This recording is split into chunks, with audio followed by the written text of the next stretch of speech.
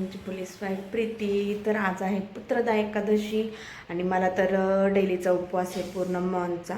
So म्हटलं चला आज सगळेजण म्हणायला लागले की पुत्रदा एकादशी धरा, पुत्रदा एकादशी धरा. सो म्हटलं चला, आणि मी इतक्या उशिरा भिजू घातला आहे शाबू. आता 1 तास झाला आहे, बघू भिजला आहे का नाही तो. तर सियाच्या पप्पांना पण म्हटलं तुम्ही शाबूच खा. आता माझं पप्पा का तुम्हाला संध्याकाळी स्वयंपाक बनवून, आता तुम्ही सध्या माझ्यासोबत आहे ना शाबूच खा. तर बघू ते आल्यानंतर आहे ना आम्ही शाबू बनवणार आहोत. आणि आता शाबूसोबत फक्त शाबूच खाऊ वाटणार नाही. सो शाबूसोबत आहे ना आपण बनवूयात, काय बनवूयात आपण. तर खूप सारं दही लावलेलं आहे मी. तर म्हटलं चला आपण उपवासाची कढी शाबूसोबत प्यायला. आणि पापड्या वगैरे तळून घ्यावात अगोदर आणि शाबूची तयारी करून ठेवावा. म्हणजे ते आल्यानंतर फक्त आणि फक्त फोडणी द्यायचीच बाकी राहील. सो आज मी ना साडी घातली आहे, बघू शकता तुम्ही. म्हणजे व्हाईट कलरची घातली ती सकाळी.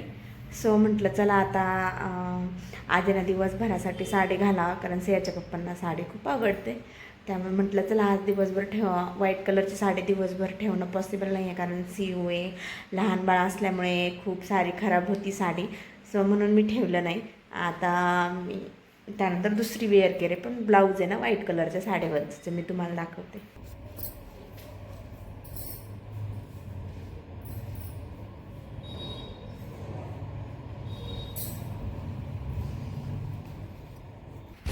सो बघितली का तुम्ही कशी दिसते मला साडी, छान ना. आमच्याकडे ना स्टँड नाही, त्यामुळे आम्हाला असंच जुगाड करून आम्हाला दाखवावं लागतं. सो आमचा व्हिडिओ असंच असणार असं आहे. ॲक्च्युली ना स्टँड आहे, रिंग लाईट पण आहे, पण त्याला आडवा मोबाईल बसत नाही. आपल्या यूट्यूबसाठी आडवेच व्हिडिओ घ्यावा लागतात. सो आडवा मोबाईल त्याला काही बसत नाही. सो त्यामुळे हे केलेलं आहे मी, कुठं पण ठेवून व्हिडिओ शूट करत असते किंवा हातात धरूनच व्हिडिओ शूट करत असते. सो काय रक्षाबंधनची तयारी झाली का, कोणाकोणाची झाली मला नक्की सांगा. आम्ही तर शॉपिंग करून बसलो आहे, शॉपिंग पण झाली आहे आमची. पण प्रॉब्लेम हा आहे की आम्ही रक्षाबंधनला जाणार आहेत किंवा नाही जाणार आहेत. तुम्हाला आता मी ज्यावेळेस माझं फिक्स होईल ना आम्ही चाललो आहेत म्हणून बॅगा वगैरे भरल्या, तर त्याच वेळेस मी तुम्हाला कन्फर्म सांगाल. कारण आहे ना खूप माझ्या भावाचा फोन येतो आहे, मम्मी पप्पांचा फोन येतो आहे, तिकडून आईंचा फोन येतो आहे, म्हणजेच माझ्या सासूबाईंचा फोन येतो आहे की सांगा तुम्ही रक्षाबंधनला येणार आहेत का, रक्षाबंधनला येणार आहेत का. पण काहीतरी मध्ये ईद आली आहे बुधवारी, त्यामुळे यांना बंदोबस्त असणार आहे आणि सुट्टी काय भेटणार नाही. मग ईद झाल्यानंतर दुसऱ्या दिवशी आहे गुरुवार. बघूया गुरुवारी सुट्टी भेटते का नाही ह्यांना. मग गुरुवारीच फिक्स होणार आमचं जायचं आहे का नाही. आणि शुक्रवारी तर रक्षाबंधन आहे. असं म्हणतात की रक्षाबंधन फक्त सकाळी जो वेळ आहे काहीतरी 6:30 ते 10पर्यंतचा काहीतरी असा वेळ आहे, 3-3.5 तास. त्याच्यामध्येच शुभमुहूर्त आहे राखी बांधण्याची. तर बघूया आता काय होतं आहे काय नाही. ते कसं आम्ही जातो आहे का नाही किंवा काय, म्हणजे फिक्सच नाही आहे. भावाचा पण फोन आला होता, मला सांगतो कंपनीमध्ये नगरमध्ये, अहमदनगरमध्ये कंपनीमध्ये जॉबला येतो. त्याचा पण फोन आला होता, मला सांग कन्फर्म सांग की तू येणार आहे की नाही येणार आहेस तू, म्हणजे मला सुट्टी टाकायला. आता मी माझं कन्फर्म नाही आहे, त्याला तर टाकायला लावली सुट्टी. जर नाहीच ह्यांचं झालं तर मी म्हणते ह्यांना की मला बसून द्या बसने. पण इतकी सारी गर्दी असणार आहे रक्षाबंधनसाठी, खूपच गर्दी असणार आहे रक्षाबंधनसाठी. सो बघूया आता. आणि मला एक खूप मोठा मला बस नाही ना प्रवास बिलकुलही जमत नाही. मला आहे ना वॉमिटिंगचा त्रास होतो. आणि त्यानंतर सीयू असणार, आमच्या बॅगा असणार. मी सीयूला बघू का, सीयू तर खूप छोटी आहे, त्यामुळे तिला पण बघणं गरजेचं आहे बसमध्ये. आणि मला इतके हाल होतात माझी, इतक्या वॉमिटिंग होती मला की सांगू शकत नाही. सीट भेटती का नाही खिडकीच्या साईडला, खूप मोठे प्रश्न आहेत माझ्या पुढं जायचं म्हटल्यानंतर. आणि सियाच्या पप्पा 2 व्हीलरवर मला काहीच होत नाही, त्यामुळे मग 2 व्हीलरवर शक्यतो आम्ही प्रवास करत असतो. तर बघूया, आम्ही तुम्हाला नक्की सांगा सुट्टी भेटते का नाही. चला आपण आहे ना आता उपवासाची कढी बनवूया आणि थोडे पापड, उपवासाचे ज्या पापड्या आहेत ना ते तळून घेऊया. तर चला कंटिन्यू करा. चला तर आपण आहे ना आता मी ह्या कढईमध्ये ना तूप घेतलेलं आहे. आता मी ना गॅस पेटवून ठेवते आहे तापायला. तेल,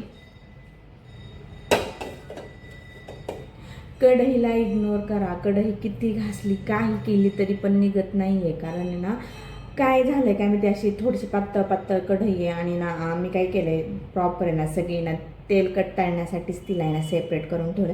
कारण सगळ्या कढईंना जर हे केलं ना तर सगळ्या कढई खराब होतात. आता गॅस खालून बंद आहे माझा, मी चालू करते.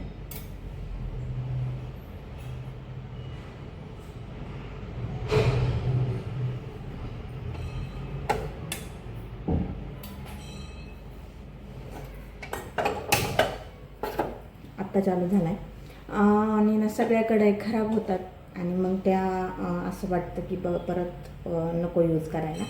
पण आपण प्रत्येक वेळेस वेगवेगळ्या कढई तर आणू शकत नाही. तर मी तुम्हाला सांगते, तर मी कढी पण बनवणार आहे. तर तेल ठेवलं आहे तापायला आणि माझ्याकडे ना माझ्या मम्मीने दिलेला आहे ना असा भुगा आहे बघा. हे ना बटाट्याचा भुगा आहे, म्हणजेच मम्मीने ना असं खीस केलेला आहे. बटाटे थोडेसे अर्धे बॉईल करून आणि ते सुकवलेले आहे. आता आपण त्याचा आहे ना चिवडा बनवून त्याच्यासाठी आपण हिरवी मिरची तळणार आहोत, त्यानंतर थोडेसे शेंगदाणे तळणार आहोत आणि ना हा चिवडा तळणार आहोत. मी तुम्हाला नक्की सांगते काय काय करणार आहेत ते.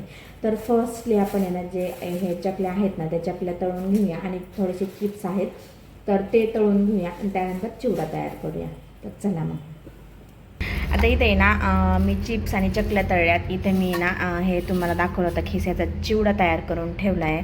आता आपण आहे ना कढीची तयारी करूया. तर कढीला आपण काय काय घेणार आहेत माहिती का, थोडंसं दही, 1-2 मिरच्या. आता मी हिरव्या मिरच्या ग्राइंड करून घेते. याच्यामध्येच आपण थोडेसे शेंगदाणे पण ग्राइंड करणार आहोत. शेंगदाणे, दही आणि हिरवी मिरची, मीठ फक्त एवढंच टाकणार आहोत आपण. तर चला. यालाच तर म्हणतात ना एकादशी आणि दुप्पट खाशी. तर आज तसंच होणार आहे आमचं, एकादशी आणि दुप्पट खाशी. कारण ॲक्च्युली काय मला एकदाच खायचा फक्त शाबू, मला काय परत खायचा नाही शाबू. त्यामुळे मग थोडंसं करते, म्हटलं करावं थोडंसं काहीतरी छान छान, तोंडाला पण थोडीशी चव नाही आहे, म्हटलं थोडंसं छान तरी बनवा काहीतरी. त्यामुळं चालली ही तयारी एवढी.